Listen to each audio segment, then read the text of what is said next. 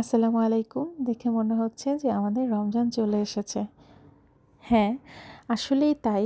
আমাদের রমজানের আর বেশি দিন বাকি নেই। ইনশাআল্লাহ খুব তাড়াতাড়ি আমরা আমাদের গুনাহ মাফের মাস, বরকতের মাস, রহমতের মাস আমরা খুব তাড়াতাড়ি পেয়ে যাব ইনশাআল্লাহ। ছোটবেলায় মনে করতাম যে আমাদের ফাইনাল এক্সাম শেষ হবে, আমরা একটা লং ভ্যাকেশনে যাব, শীত সো অন্যরকম একটা ভাইব ছিল। কিন্তু এখন সেই মজাটা আমরা আর পাই না।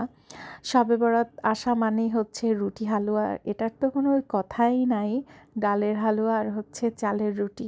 খুবই মজাদার একটা খাবার এবং এটা মনে হয় যে শবে বরাত মানেই হচ্ছে এই খাবারটা।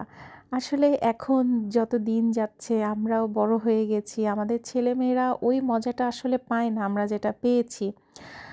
কিন্তু তারপরও দিনগুলো আসলে খুব মিস করি, ছোটোবেলার দিনগুলি। মাঝে, মাঝে আমি এটা বানিয়ে থাকি। আমার বাচ্চা খুব পছন্দ করে এটা খেতে। নাস্তাও হয়ে যায় প্লাস হচ্ছে আমি ছোটোবেলা একটু ফিরে যেতে পারি।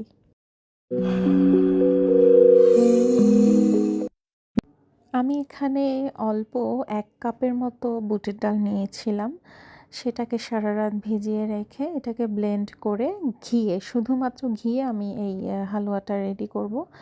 তো এটার একটা কষ্ট হচ্ছে আসলে ননস্টপ এটাকে নাড়াচাড়ার মধ্যেই রাখতে হয়।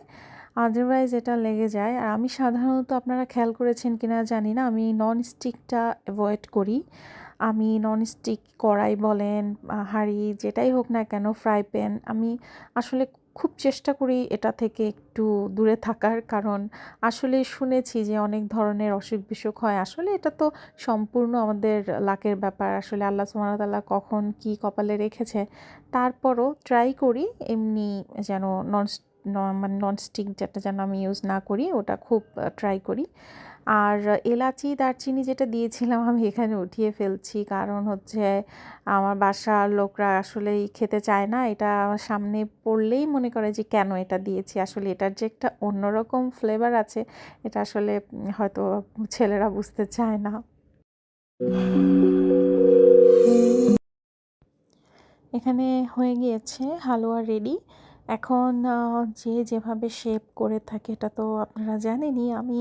আমি যেহেতু এটা আসলে একটু ফ্রিজে রাখবো, দেন হচ্ছে এটাকে আমি শেপ করব।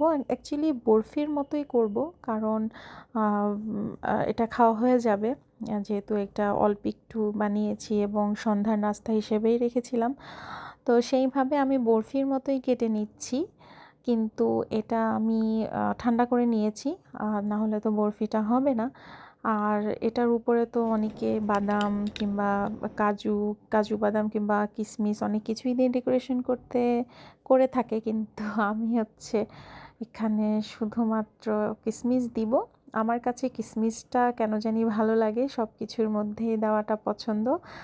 আর হালুয়ার উপরে জাস্ট একটা করে কিশমিশ দিয়ে দিব, তাহলে আমার মনে হয় ভালো লাগে। আর আমরা সাধারণত বাদামটা আসলে কোনো খাবারের উপরে আমার বাসার লোকজন কেউ পছন্দ করে না, এই জন্য আমার আর দেয়া হয় না।